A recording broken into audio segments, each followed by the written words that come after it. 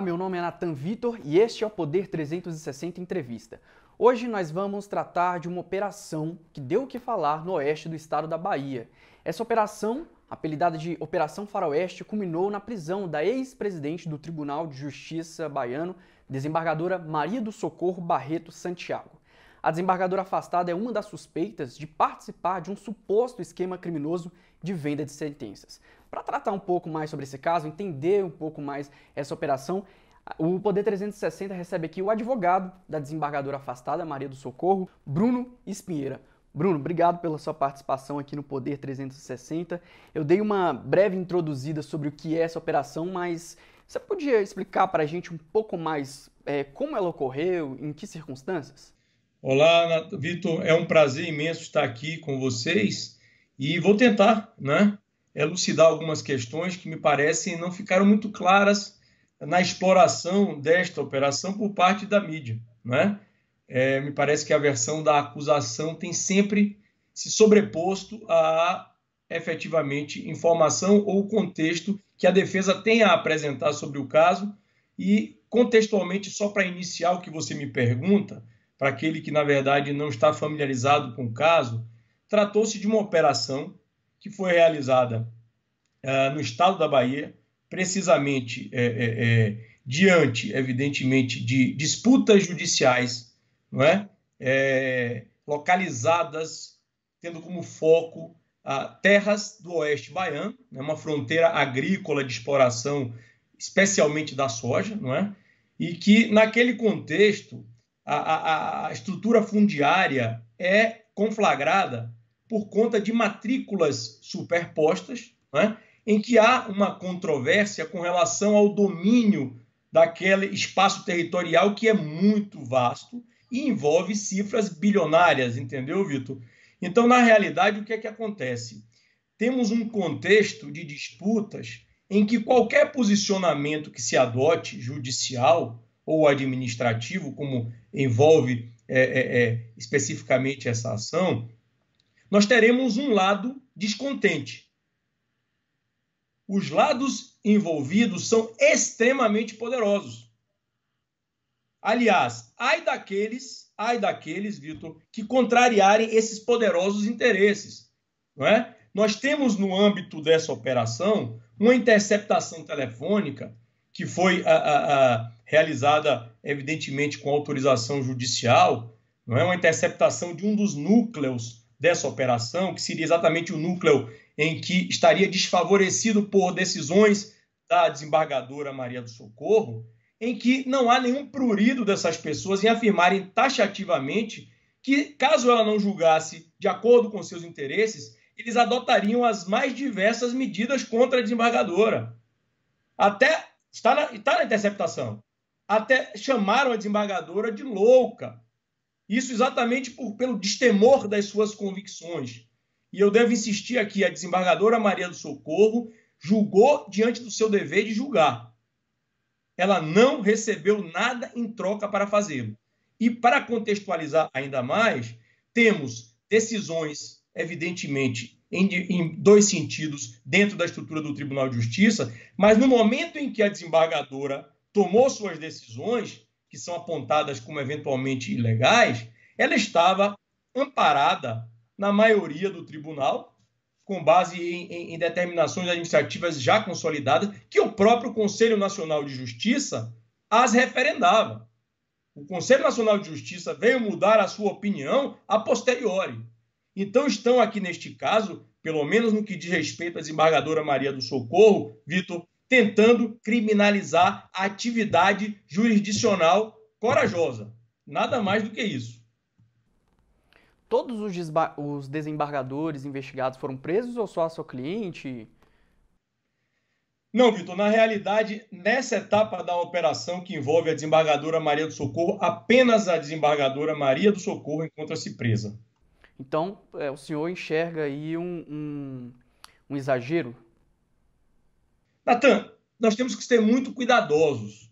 Nós estamos lidando com vidas humanas, nós estamos lidando com o aparato jurisdicional do Estado, vários atores responsáveis, e quando eu falo responsáveis, eu não estou qualificando, eu estou aqui trazendo uma obrigação legal e constitucional. O judiciário é responsável, o Ministério Público é responsável, a advocacia é responsável e, evidentemente, os envolvidos também. Em que medida? Ora, hoje, eu digo isso sem nenhum medo de errar, Vitor, temos um cenário distorcido que não possui qualquer lastro jurídico para embasar uma prisão preventiva da desembargadora Maria do Socorro. Quer dizer, o único motivo para contextualizar, não é? E o resto, na verdade, infelizmente, não tem absolutamente lastro na cautelaridade de uma prisão preventiva, o único motivo hoje que faz com que a desembargadora Maria do Socorro esteja presa foi uma malfadada ligação telefônica ocorrida no calor das diligências das buscas e apreensões realizadas, em que a desembargadora, utilizando-se de um telefone da sua filha, liga para o seu gabinete para saber sobre um telefone que iria ser doado para sua filha, que tinha sido limpo, inclusive, para isso, se esse telefone tinha sido levado. Ora, primeiro, afirma-se que descumpriu uma medida violou uma medida de impedimento de comunicar-se com o seu gabinete, os servidores, etc. Primeiro, a desembargadora, naquele momento, tinha acabado de sofrer a busca e apreensão, tinha lhe sido entregue uma decisão de 70 páginas e a delegada federal responsável pela realização das diligências afirmou-lhe taxativamente: a senhora está afastada do seu cargo de desembargadora e a senhora tem que comparecer à Polícia Federal para prestar depoimento. Ponto. Imagine, Vitor, se ela tivesse... E aí seria tão importante, porque isso não teria acontecido, ela estaria hoje respondendo em liberdade, como tem que ser. Se ela tivesse dito, além de que teria sido afastada do seu cargo, que estava intimada, aspas, naquele momento para prestar depoimento da Polícia Federal e que estava impedida de fazer contato com os seus funcionários, os funcionários do seu gabinete, jamais, Vitor, ela teria realizado essa ligação. Acontece que, ao final de 70 páginas, no mesmo dia em que tudo acontece, como ela poderia ter conhecimento desse impedimento? De forma alguma. Utilizou-se e utiliza-se isso como a ideia de que, ela teria tentado descumprir uma determinação judicial, ou teria descumprido, melhor dizendo, porque telefonou, e 2, tentado destruir provas. Ora, isso é uma ficção absolutamente teratológica. Primeiro porque, como disse, no momento em que ligou, sem saber que não podia ligar, a primeira servidora atendeu: doutora, tudo bem? Como está a senhora e tal, nada demais. O telefone está aí. Levaram. Porque ela queria saber porque era o telefone que ela ia doar para a sua filha, não é? E que, inclusive, enfim, isso é irrelevante agora. E na hora em que a outra funcionária, que me parece que é a graduada do gabinete, lhe é transferida a ligação, ela diz: doutora, a senhora não pode falar conosco. Ela tomou um susto e imediatamente desligou o telefone. Natan, Vitor, essa é a razão da desembargadora estar presa hoje, não é? Não há absolutamente outro motivo para tanto. Então o senhor está explicando que nos autos lá, no que está no processo, é que ela está presa neste momento por ter desobedecido, né, por ter telefonado ilegalmente. Ela não podia, e só o ato de ela ter feito a ligação é esse o motivo pelo qual ela está presa agora. Aí é o que eu lhe digo. Observe, num primeiro momento, eu poderia até tentar compreender uma ordem judicial preocupada com descumprimentos de determinação judicial. Mas quando, passados 7 meses, Vitor, passados 7 meses, né, se compreende que esta desembargadora, que esta cidadã, acima de tudo, precisa continuar presa em função disso, você me perdoe, mas isso está me parecendo uma presunção perpétua e uma pena antecipada. É óbvio que o sistema hoje permite várias outras maneiras de se evitar que efetivamente não haja comunicação ou que efetivamente se atrapalhe a investigação criminal, que não é o caso. No transcorrer do nosso diálogo, se você me permitir, eu vou mostrar que, na verdade, não existe nada mais que não exista de colheita de dados nas diligências que já foram realizadas. Então, não tem nem o que falar em destruição de prova, que já seria uma inovação. Né? A inovação, entenda-se, depois da ligação, que evidentemente não se consolidou, porque a própria desembargadora desligou, não sabia do seu impedimento naquele momento, no calor das diligências. E aí, Vitor, isso de modo angustiado me faz lembrar uma frase do meu querido mestre Nabor Bulhões, para mim é o criminalista que personifica quase que a perfeição, tem uma grande admiração pelo mestre Nabor. Ele, no julgamento da extradição do César de Batista, ele dizia o seguinte: tarefa penosa e sem termo é a demonstração da obviedade. Isso me foi lembrado recentemente por um advogado amigo, né, diante desse caso. Ou seja, no caso aqui, Vitor, é tão óbvio que a desembargadora nunca quis cumprir ordem judicial ou tentar destruir prova, mas, eu devo lhe afirmar, tem sido penosa a tentativa de demonstração dessa obviedade. Eu vou já perguntar para o senhor por quais motivos aí o senhor vê que essa prisão deveria ser relaxada. Só uma questão aqui, o Ministério Público Federal, que é o acusador, né? Ele tem o papel de fazer a acusação, a PGR, ela já entrou nessa questão, formalizou alguma denúncia? Se sim, qual acusação o órgão apresentou? Vamos lá. Quer dizer, na seara primeiro, talvez, em complemento à sua primeira pergunta, com relação ao motivo para que ela esteja em prisão preventiva. Me parece que ficou claro, mas não ficou claro nas decisões sucessivas que vêm sendo dadas com a manutenção dessa segregação cautelar. O que eu quero dizer com isso? Ora, nós temos um Código de Processo Penal que foi reformado recentemente. Não falo nem desta última reforma agora de dezembro que vou mencionar. Não é? Ele foi reformado e é muito claro que a prisão preventiva, diante, inclusive, Vitor, desse cenário de inconstitucionalidade reconhecida, o estado inconstitucional de coisas dos presídios brasileiros, de que a prisão preventiva é a chamada última ratio. Você tem vários meios e medidas cautelares menos gravosas do que a prisão, o cárcere, que hoje representa mais de 40% da massa carcerária do país.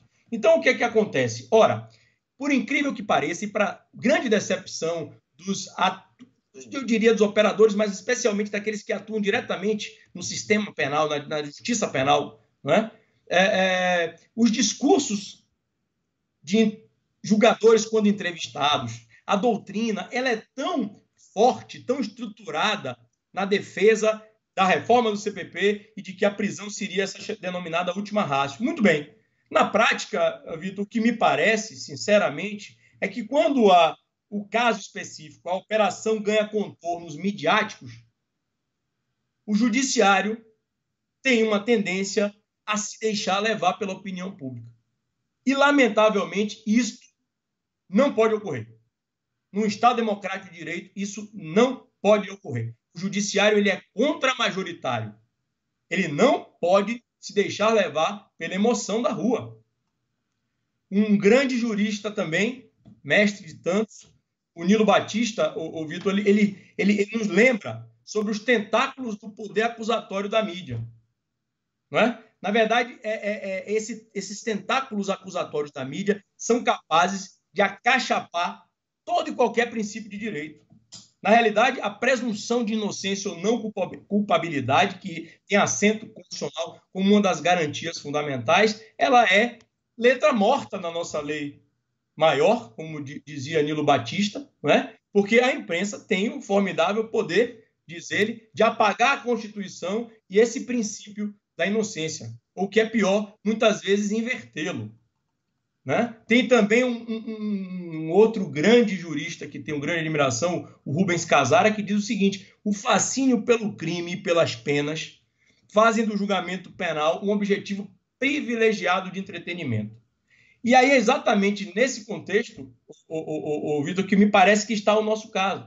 Porque quando há uma relação de mídia que normalmente abraça a versão como se fosse a única, exclusiva e verdadeira da acusação,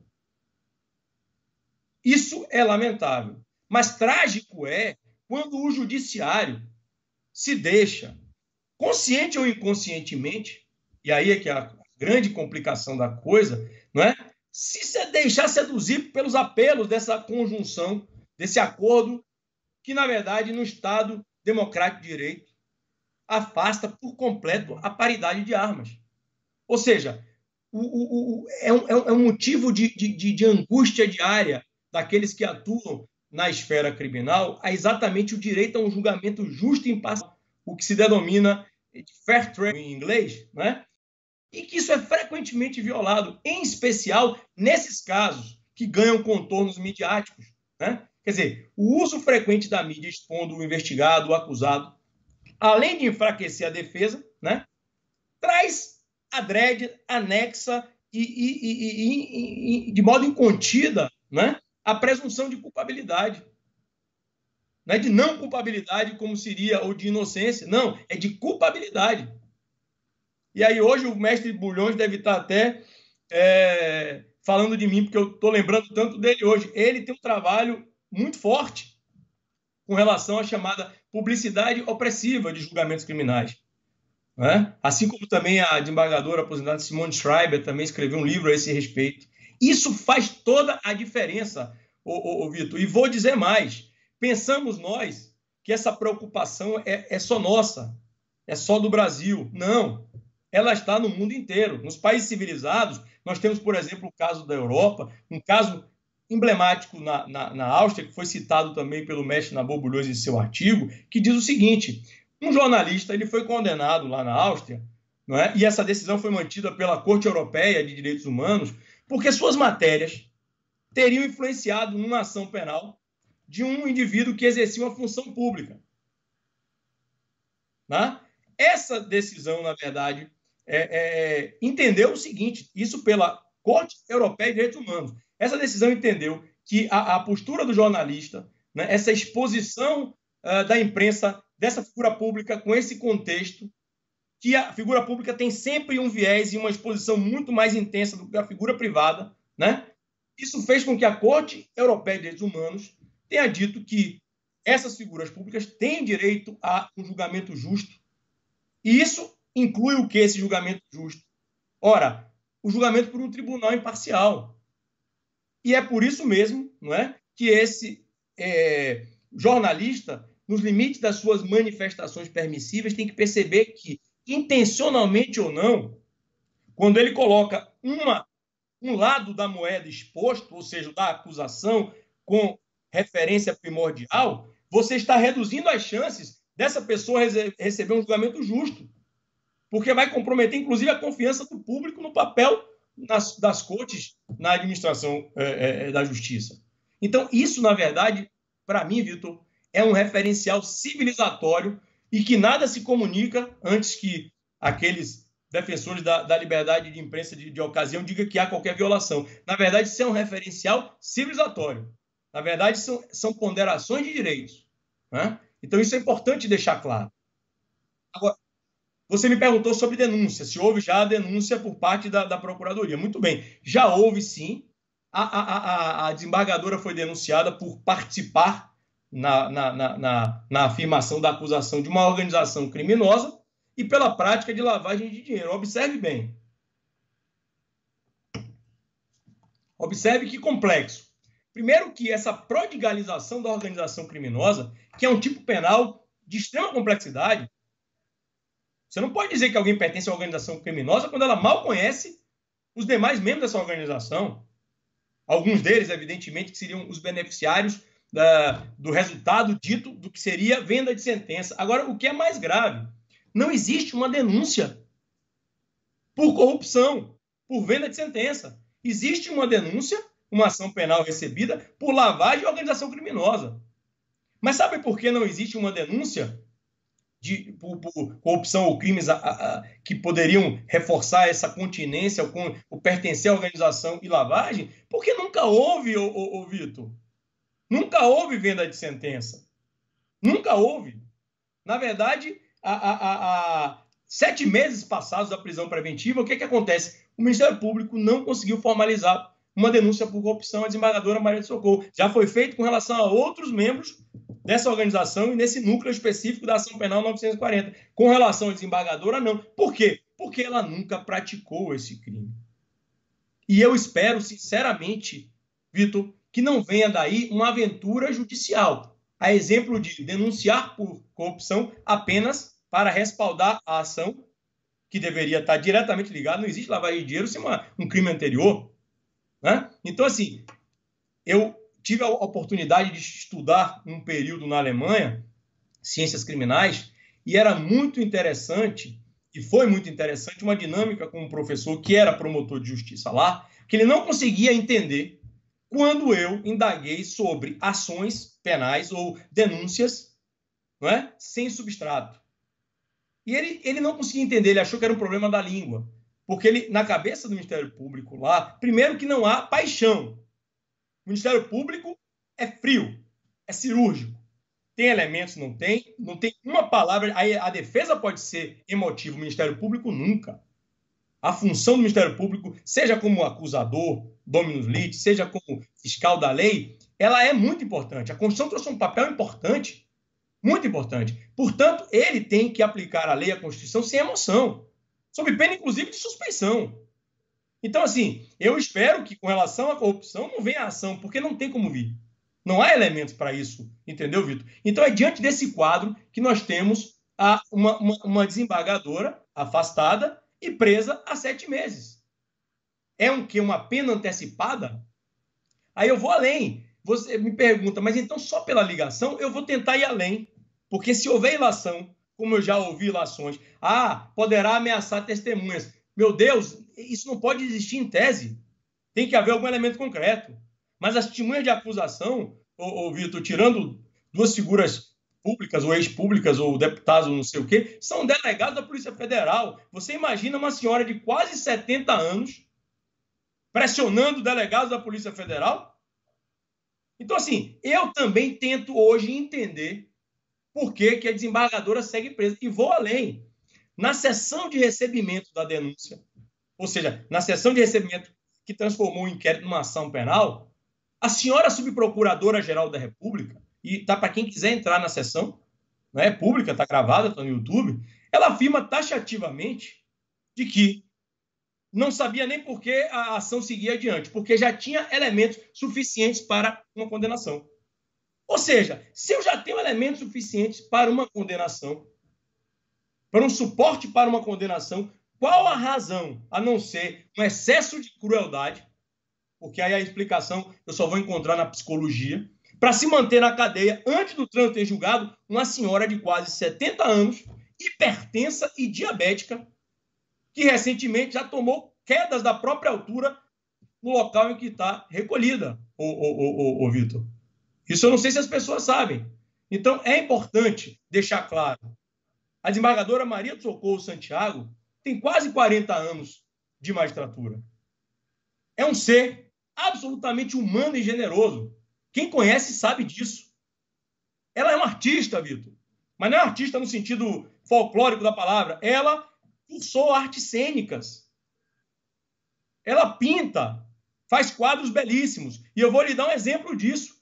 Não é anedota. Falei isso, inclusive, na minha sustentação oral no momento do recebimento da denúncia. A Polícia Federal destacou, dentre os quadros que encontraram na sua residência, dentre os quadros encontrados na sua residência, destacou um quadro da autoria da própria desembargadora, como sendo um quadro de valor. Deu para compreender o tamanho do problema? A desembargadora é amiga de diversos, dezenas de artistas. Ela ganhou um sem número de obras de presente. Além, evidentemente, daquelas que ela comprava. Muitas, se tivesse um preço um pouco além daquilo que seria popular, ela parcelava em diversas vezes. Ora, como uma desembargadora que tem, evidentemente, um vencimento justo, não é? Muito além do que o povo brasileiro recebe, não poderia comprar obras parceladas. Isso é a parte minoritária do seu acervo, porque a maior parte foi doada. E aí fizeram disso uma tempestade, como se ela usasse artes para lavar dinheiro. Ora, bolas, é risível. A defesa vai mostrar no momento oportuno na sua contestação, evidentemente na resposta da defesa seguinte que vem agora, as fotografias das obras de arte. 90% são obras de artesanato que você encontra em qualquer feira de artesanato do país afora. O patrimônio da desembargadora Maria do Socorro é totalmente compatível, absolutamente compatível com o seu trabalho. Então, não sabemos até hoje o porquê de tudo isso. Sinceramente, é um mistério. Mas é um mistério que, adrede, traz uma atrocidade, porque é uma ação penal que lhe é movida, mas, antes de tudo, nós temos uma prisão abusiva e antecipada, porque responder à ação penal responde-se é um abuso quando efetivamente há uma inocência, mas responde-se e termina-se. Agora, essa prisão antecipada de uma magistrada que tem mais de 37 anos como magistrada, afastada de suas funções, eu fico indagando todo santo dia, meu Deus do céu, por que tanta crueldade? Por que tanta crueldade? E aí, vou para concluir essa parte, dizer o seguinte, lembrar que João de Deus, e eu não preciso dizer aqui, nem vou fazer valores e valorações, João de Deus está em prisão domiciliar por conta do Covid. A senhora ex-primeira-dama do Rio, Adriana Anselmo, na época que foi presa, ela teve, e ela é jovem, teve concedida prisão domiciliar, mas foi proibida de manter contato com os investigados, utilizar internet e telefone. Ora, por que tantas medidas possíveis, Vitor? Por que essa desproporcionalidade com a desembargadora Maria do Socorro? Sinceramente, situações como essas, que são vividas pela desembargadora, me fazem honestamente duvidar da humanidade das pessoas. Tá? Realmente me faz duvidar, porque assim, não se exerce a empatia. A psicologia deveria ser uma matéria obrigatória nos cursos de direito, para todos os operadores. Exercer a empatia é essencial. E nesse caso, eu percebo que não há empatia. O MPF vem aqui, e infelizmente respaldado até então pelo judiciário, né? Quer dizer, a desembargadora possui 3 comorbidades, Vitor. Em caso de contaminação pelo Covid, quer dizer, nessa pandemia, ela vive hoje uma dificuldade de acesso. A família dela mora em Salvador. Por que ela está em Brasília, sem contato com seus familiares? Aí há quem me diga, quiseram trazer para perto da Procuradoria-Geral da República, que é onde se faz delação. Nós vamos repetir o erro da Lava Jato? Prender para delatar? A desembargadora não tem o que delatar, porque ela não cometeu o crime e desconhece. Não adianta você falar de alguém que cometeu o crime, ou seja, ouvir dizer que o desembargador A, B e C. Se ela não tem elementos para delatar ninguém, como é que ela vai delatar? Então, eu estou realmente perplexo. Nos meus 26 anos de advocacia, eu nunca me deparei com algo tão bárbaro com relação ao que se faz hoje com a desembargadora Maria do Socorro. E vou, inclusive, agradecer ao Poder 360, por estar abrindo esse espaço real e franco para a defesa. Isso é raro. Vocês estão de parabéns. Vocês estão contribuindo para a democracia como poucos fazem. Certo. Vocês os senhores, né, a defesa já foram ao Supremo Tribunal Federal, já recorreram, já tentaram, e se foram, a resposta provavelmente foi negativa. Por quê? É uma pergunta importantíssima, Vitor. Importantíssima a sua pergunta. Sim, já recorremos. Só que nós temos aqui um problema que, nesse momento agora, eu não falo para o leigo, eu falo para o operador do direito. Eu falo para os ministros do Supremo Tribunal Federal, os ministros do Superior Tribunal de Justiça, os membros do Ministério Público e os meus colegas advogados de defesa. Nós temos um problema sério. Houve uma reforma do Código de Processo Penal agora com o pacote anticrime e, hoje, as prisões preventivas têm que ser reavaliadas a cada 90 dias. Muito bem. Ao lado disso, nós temos a súmula 691 do Supremo Tribunal Federal.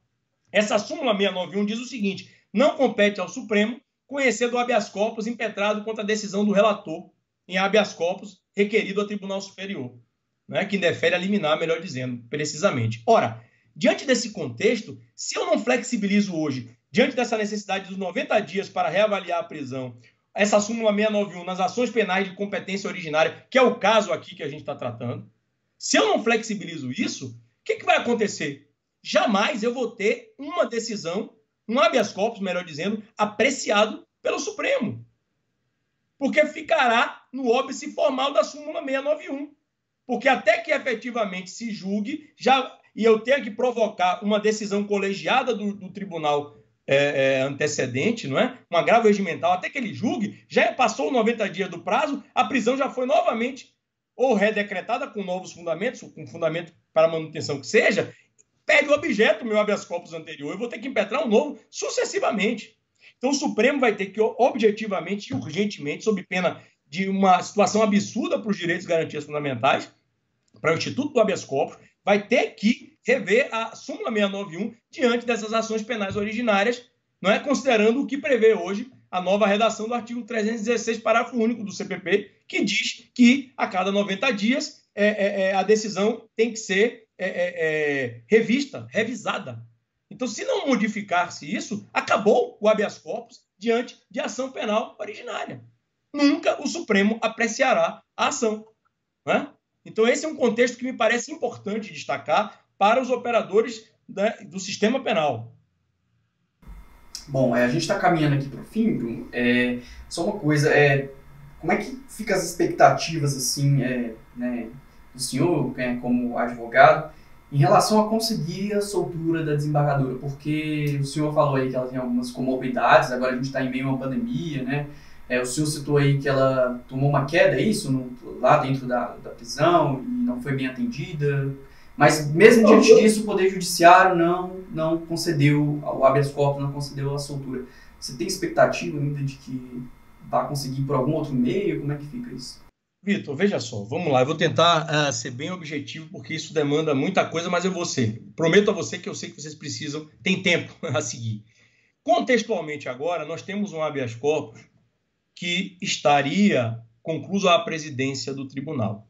O ministro Dias Toffoli se deu por impedido /suspeito, por motivo de foro íntimo, e os habeas corpus da Operação Faroeste não são por ele julgados em função desse declínio, o foro íntimo ou impedimento.